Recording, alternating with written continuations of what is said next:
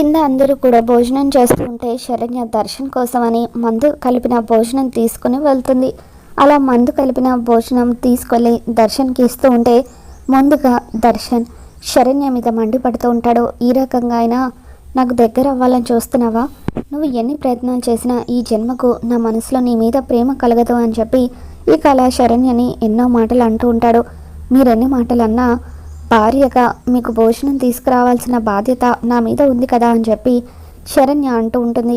ఇక అలా శరణ్య తీసుకొచ్చిన భోజనాన్ని దర్శన్ తింటూ ఉంటాడు. ఇక అలా తింటూ ఉంటే శరణ్య చాటుగా ఉండి చూస్తూ ఆయన భోజనం మొత్తం కూడా తినేస్తున్నారు. ఆ మందు ప్రభావం వల్ల ఇప్పటి నుండి ఆయన నాకు దగ్గర అవుతారేమో అని చెప్పి శరణ్య దర్శన్ తనని దగ్గరికి పిలిచినట్టుగా భోజనం పూర్తవగానే హ్యాండ్ వాష్ చేసుకుని ఇక శరణ్య చీర కొంగుతో చెయ్యి తుడుచుకున్నట్టుగా శరణ్య మీద ప్రేమ చూపిస్తూ, నేను ఇన్ని రోజులు నిన్ను ఎన్ని మాటలని అవమానించినా నువ్వు మాత్రం ఎంత ఓపికగా నా మీద కేవలం ప్రేమ మాత్రమే చూపిస్తున్నావు. నిజంగా నీలాంటి భార్య దొరకడం నా అదృష్టం. నేను నిన్ను ఇన్ని రోజులు అర్థం చేసుకోలేకపోయానని చెప్పి దర్శన్ శరణ్య మీద ప్రేమ చూపిస్తున్నట్టుగా శరణ్యని దర్శన్ దగ్గరికి తీసుకొని మొద్దు పెట్టినట్టుగా ఇదంతా కూడా శరణ్య ఊహించుకొని ఎంతగానో ఆనందపడిపోతూ ఉంటుంది. ఇక తను కలలో నుండి బయటకు వచ్చి చూసేసరికి దర్శన్ భోజనం పూర్తి చేసి హ్యాండ్ వాష్ చేసుకుంటూ ఉంటాడు. ఇక అప్పుడే శరణ్య అక్కడికి వచ్చి దర్శన్కి దగ్గరగా నిలబడుతుంది. ఏవండి, ఇదిగోండి చేయి తుడుచుకోండి అని చెప్పి అంటూ ఉంటే ఏంటిది అని చెప్పి శరణ్య వైపు కోపంగా చూస్తూ ఉంటాడు. ఇదేంటి ఆ మందు ఇంకా పనిచేయడం లేదా అని చెప్పి శరణ్య అనుకుంటూ ఉంటుంది. తర్వాత దర్శన్కి ఒక్కసారిగా శరణ్య మీద మరింత కోపం వస్తూ ఉంటుంది. నా కళ్ళ ముందు నువ్వు కనిపించకూడదని చెప్పాను కదా, మళ్ళీ మళ్ళీ ఎందుకు నా కళ్ళ ముందు కనిపిస్తున్నావు? ముందు వెళ్ళి ఇక్కడి నుండి ఈ ప్లేట్ కూడా తీసుకువెళ్ళంటూ దర్శన్ ఒక్కసారిగా అన్నం ప్లేట్ని విసిరి కొడతాడు. ఇక దాంతో పైనుండి సౌండ్స్ రావడంతో ఇక ఇదంతా వింటున్న అనన్య ఎంతగానో ఆనందపడిపోతూ ఉంటుంది. మొత్తానికి ఆ మందు బాగా పనిచేస్తుందన్నమాట. అది భార్యాభర్తల్ని దగ్గర చేసే మందు కాదు, విడగొట్టే మందు. ఇంకా అపార్థాలు గొడవలు సృష్టించి ఇద్దరిని మరింత దూరం చేస్తుంది. నీకు ఆ విషయం తెలియక ఆ మందు తీసుకొచ్చి దర్శన్కి పెట్టావని చెప్పి అనన్య ఎంతగానో ఆనందపడిపోతూ ఉంటుంది. ఇక తర్వాత ఆ సౌండ్స్ విని లీలావతి ఆనంద వీళ్ళందరూ కూడా పైకి వస్తారు. రే దర్శన్, ఏమైందిరా? అసలు అన్నం ప్లేట్ ఎలా కింద పడిపోయింది అని చెప్పి ఆనంద అడుగుతూ ఉంటుంది. దాంతో దర్శన్ ఏం మాట్లాడలేక మౌనంగా ఉంటాడు. దాంతో శరణ్య నిందను తన మీద వేసుకుంటూ కన్నీళ్లను ఆపుకుంటూ అనుకోకుండా నా చేతిలో నుండే ప్లేట్ జారిపోయింది అత్తయ్య గారు అని చెప్పి అంటూ ఉంటుంది. ఇక దాంతో శరణ్య మొహంలో ఉన్న బాధను ఆనంద గమనిస్తుంది. సరే అమ్మా, త్వరగా క్లీన్ చేసి నువ్వు కూడా భోజనం చేసేయని చెప్పి లీలావతి చెప్పడంతో అలాగే అత్తయ్య గారు అంటూ ఆ రూమ్ అంతా కూడా క్లీన్ చేసి శరణ్య కిచెన్లోకి వచ్చి బాధపడుతూ ఉంటుంది. బాధపడుతున్న శరణ్య దగ్గరికి ఆనంద వస్తుంది. అమ్మ శరణ్య, నా దగ్గర ఏదైనా దాస్తున్నావా అని చెప్పి ఆనంద అంటూ ఉంటుంది. దర్శన్కి నీకు మధ్య ఏంటి గొడవ? చూడు, నేను నీకు అత్తను మాత్రమే కాదు, తల్లి లాంటి దాన్ని కూడా. నువ్వేం చెప్పినా నేను అర్థం చేసుకుంటానని చెప్పి ఆనంద అనడంతో శరణ్య ఆనందను హగ్ చేసుకొని ఏడుస్తూ అత్తయ్య గారు, భార్యాభర్తల్ని దగ్గర చేసే మందు ఉంటుందంట జ్యోతి చెప్పడంతో నేను రాములమ్మ అనే ఆవిడ దగ్గరికి వెళ్ళి ఆ మందు తీసుకొని వచ్చాను. ఆ మందు భోజనంలో కలిపి దర్శన్ గారికి పెట్టాను. దర్శన్ గారు నాకు దగ్గర అవుతారేమో అనుకుంటే ఆయన నా మీద మరింత కోపాన్ని పెంచుకుంటున్నారు. నా మోహం చూస్తేనే అసహించుకునే పరిస్థితి అని చెప్పి శరణ్య ఆనందకి చెబుతూ ఉంటుంది. దాంతో ఆనంద బాధపడకమ్మా అని చెప్పి అసలు ఆ మందు ఆ రాములమ్మ దగ్గర దొరుకుతుందని నీకు చెప్పింది ఎవరు? జ్యోతినా అంటూ ఆనంద జ్యోతి దగ్గరికి వెళ్ళి ఒక్కసారిగా చెంప పగలగొడుతుంది. చెప్పు, అసలు ఆ రాములమ్మ దగ్గర అటువంటి మందు దొరుకుతుందని ఎందుకు నా కోడలికి చెప్పావని అంటూ ఉంటే, అమ్మగారు నాకేం తెలియదు అమ్మగారు, అనన్య అమ్మగారే ఇలా చెప్పమని డబ్బులిచ్చారు అని జ్యోతి అంటూ ఉంటుంది. ఇక దాంతో ఆనంద అనన్య దగ్గరికి వెళ్ళి ఎందుకు ఇలా చేశావు అని అంటూ ఉంటే, ఎందుకేంటి అత్తయ్య గారు, పాపం దర్శన్ శరణ్య ఇద్దరు కూడా ఎడమొహం పెడమొహంగా ఉంటున్నారు కదా, వాళ్ళని దగ్గర చేయాలనే మంచి ఉద్దేశంతోనే తనను అక్కడికి పంపించేలాగా చేశాను అని అనన్య అంటూ ఉంటే, అప్పుడు ఆనంద ఒక్కసారిగా అనన్య చెంప పగలగొడుతుంది. చూడు, నువ్వు ఏం ఆశించి ఇదంతా చేశావో నేను అర్థం చేసుకోగలను.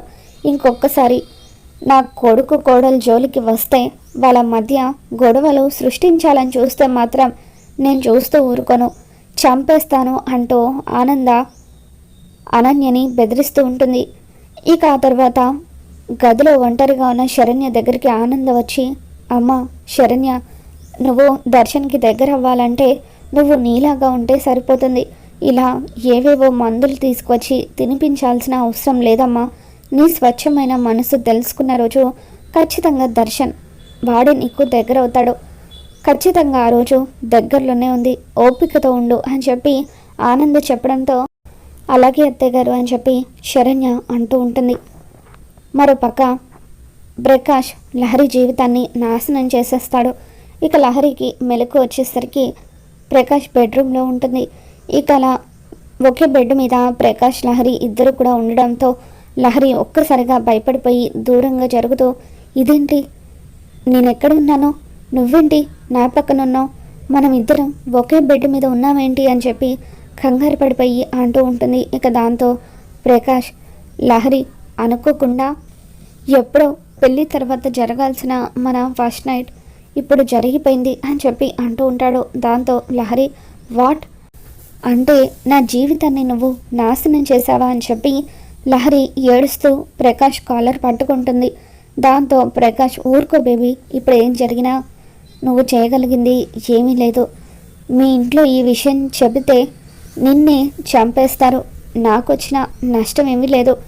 కావాలంటే కొద్ది రోజులు ఓపిక పట్టు, నేను లైఫ్లో సెటిల్ అయిన తర్వాత నీ మీద ఇంట్రెస్ట్ నాకు ఇంకా అలాగే ఉంటే అప్పుడు నిన్ను పెళ్లి చేసుకోవాలా వద్దా ఆలోచిస్తాను అని చెప్పి నీకు ఇంత మంచి అవకాశం ఇస్తున్నాను కాబట్టి, ఎలాగో మనం కమిట్ కూడా అయిపోయాం కాబట్టి హ్యాపీగా జాలీగా మరి కొద్ది రోజులు మనం లవర్స్గా కంటిన్యూ అవ్వచ్చు, ఏమంటావో, లవర్స్గా హాయిగా చెట్ట పట్టాలు వేసుకొని తిరుగుతూ ఇలా నచ్చినప్పుడు ఎంజాయ్ చేయొచ్చు అని చెప్పి ప్రకాష్ మాట్లాడడంతో ఇక లహరి ఒక్కసారిగా ప్రకాష్ చెంప పగలగొడుతుంది.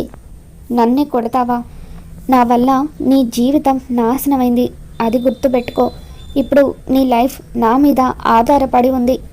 నువ్వు నాతో మంచిగా ఉంటే నేను కూడా నీతో మంచిగా ఉంటాను, కాదని పిచ్చి వేషాలు వేస్తే నేను కూడా నీ అంతు చూడాల్సి వస్తుందంటూ ప్రకాష్ లహరి చెంప పగలగొడతాడు.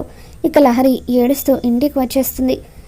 ఏమ్మా లహరి, ఇప్పటి వరకు ఎక్కడికి వెళ్ళావు, పొద్దున్నుండి నీకు ఫోన్ ట్రై చేస్తూనే ఉన్నాము అని చెప్పి లీలావతి అడుగుతూ ఉంటే, స్పెషల్ క్లాస్ ఉంది పెద్దమ్మ అని చెప్పి అంటూ ఉంటుంది. మరి అలా ఉన్నావేంటి అని చెప్పి లీలావతి అడుగుతూ ఉంటే, కొంచెం ఒంట్లో బాగోలేదు పెద్దమ్మ అంటూ లహరి గదిలోకి వెళ్ళి ఇక ప్రకాష్ చేసిన అన్యాయం గురించి తలుచుకొని ఎంతగానో ఏడుస్తూ ఉంటుంది. తన గదిలోకి వచ్చిన లహరి ప్రకాష్ చేసిన మోసాన్ని తలుచుకొని ఎంతగానో ఏడుస్తూ ఇక తను బతకూడదని చెప్పి తన వల్ల కుటుంబానికి చెడ్డ పేరు వస్తుందని భావించి ఇక ఎలాగైనా చనిపోవాలని నిర్ణయం తీసుకుంటుంది. ఒక్కసారిగా తనతో తెచ్చిన స్లీపింగ్ పిల్స్ అన్నీ కూడా లహరి తీసుకుంటూ ఉండగా శరణ్య అక్కడికి వచ్చి, లహరి ఏం చేస్తున్నావంటూ తన చేతిని ఒక్కసారిగా నెట్టివేయడంతో ఆ స్లీపింగ్ పిల్స్ అన్నీ కూడా కింద పడిపోతాయి. ఏంటి లహరి ఇది, నువ్వు ఇటువంటి పని చేయడం ఏంటని చెప్పి, అసలు అంతలా నీకు ఏం కష్టం వచ్చిందని చెప్పి శరణ్య అడుగుతూ ఉంటే లహరి శరణ్యను పట్టుకొని ఎంతగానో ఏడుస్తూ ఉంటుంది. వదిన, ప్రకాష్ అనే అతను నా జీవితాన్ని సర్వనాశనం చేశాడు వదిన అని చెప్పి, ఒకవేళ అమ్మకు ఈ విషయం తెలిస్తే నన్ను చంపేస్తుంది. అప్పటికి పార్టీలకు వెళ్ళొద్దని అమ్మ చెప్తూనే ఉంది, కానీ నేనే బర్త్డే పార్టీకి వెళ్ళాను, అక్కడే ఈ ప్రకాష్ పరిచయం అయ్యాడు. లిఫ్ట్ ఇస్తానని నన్ను నమ్మించి మత్తు మందు జ్యూస్లో కలిపించి నా జీవితాన్ని నాశనం చేశాడని చెప్పి లహరి శరణ్యకు చెప్పి బాధపడుతూ ఉంటుంది. ఇక దాంతో శరణ్య లహరి కన్నీళ్లు తుడుస్తూ, చూడు లహరి, నువ్వు ఎటువంటి తప్పు చేయలేదు, తప్పు చేసింది వాడు. నువ్వు ఇలా చనిపోవడం వల్ల వాడు మాత్రం మరొక అమ్మాయి జీవితాన్ని నాశనం చేస్తూ హ్యాపీగా ఉంటాడు. కాబట్టి అటువంటి నీచుణ్ణి వదిలిపెట్టద్దు, వాడికి తగిన శిక్ష పడేలాగా చెయ్యాలి, కానీ నువ్వు చనిపోకూడదు అంటూ నా మాట నమ్ము, నేను నీకు న్యాయం జరిగేలాగా చేస్తానని చెప్పి శరణ్య లహరికి ధైర్యం చెబుతూ ఉంటుంది. ఇక ఆ విధంగా లహరి ప్రాణాలైతే శరణ్య కాపాడుతుంది. మరి రాబోతున్న ఎపిసోడ్లో ఏం జరగబోతుందో మళ్ళీ మన ఛానల్లో తెలుసుకుందాం. ఈ వీడియో మీకు నచ్చినట్లయితే తప్పకుండా లైక్ చేయండి.